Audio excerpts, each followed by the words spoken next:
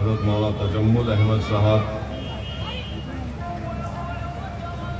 محترم جناب پاشا بھائی صاحب، محترم جناب کوثر محی الدین صاحب رکن اسمبلی حلقہ حاضہ، شہنشین بتشریف فرما معزز علماء کرام، مشائخین عظام، بزرگان ملت، میری عزتدار ماں اور بہنوں اور میرے غیور نوجوان ساتھیوں، عزیزان ملت، میں اپنی مصروفیت کی بنا پر زیادہ دیر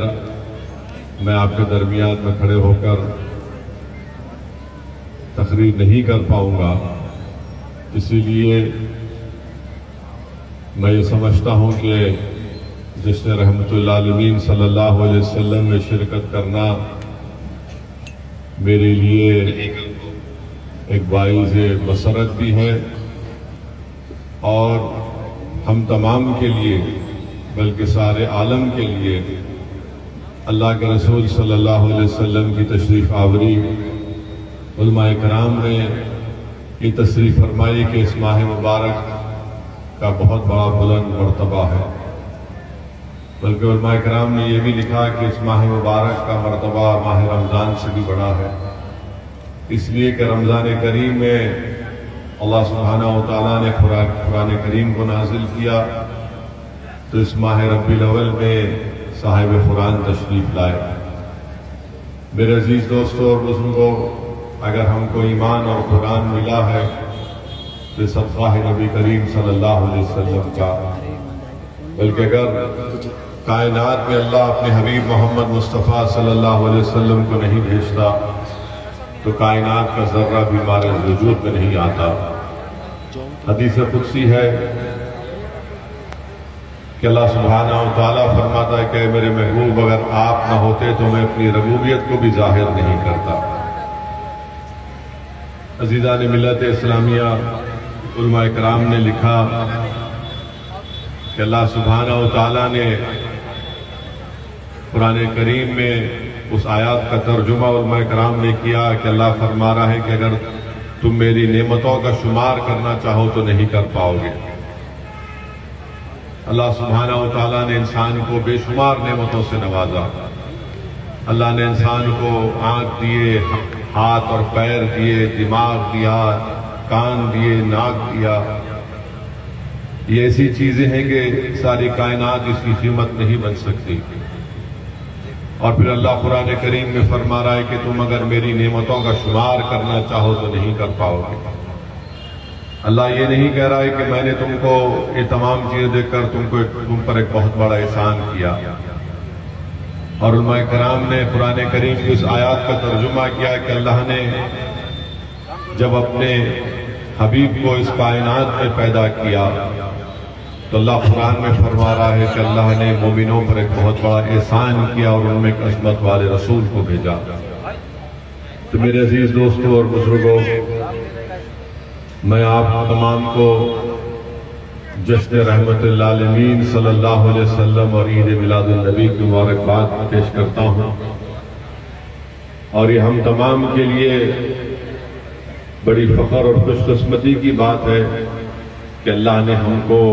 محمد مصطفیٰ صلی اللہ علیہ وسلم کا امتی بنایا۔ میرے عزیز دوستوں اور بزرگوں، ایک صحابی رسول صلی اللہ علیہ وسلم نے اللہ کے رسول صلی اللہ علیہ وسلم سے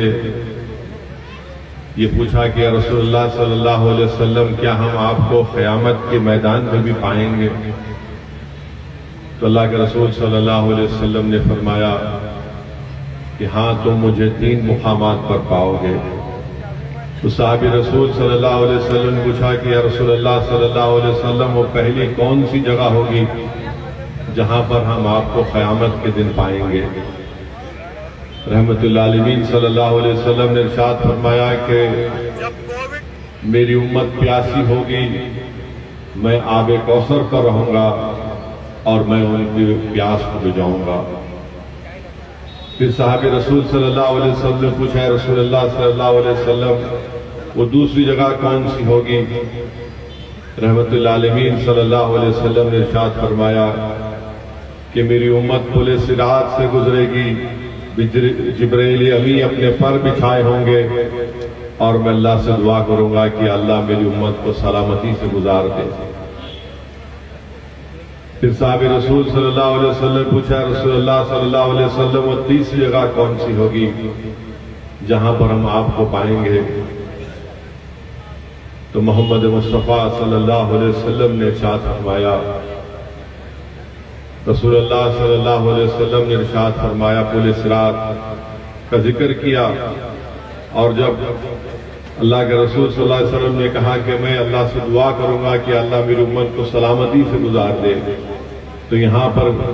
کسی ایک عاشق نے بڑا خوب کہا کہ رضا پل سے وچ کرتے گزریے کہ ہے رب سلم صدائے محمد۔ میرے عزیز دوستوں اور بزرگوں، وہ تیسری جگہ آقا دو عالم صلی اللہ علیہ وسلم نے فرمایا کہ جہاں پر میری امت کے اعمال تولے جائیں گے، اور اگر میری امتی کے اعمال میں کمی ہوگی تو میں اس کی کمی کو پورا کر دوں گا۔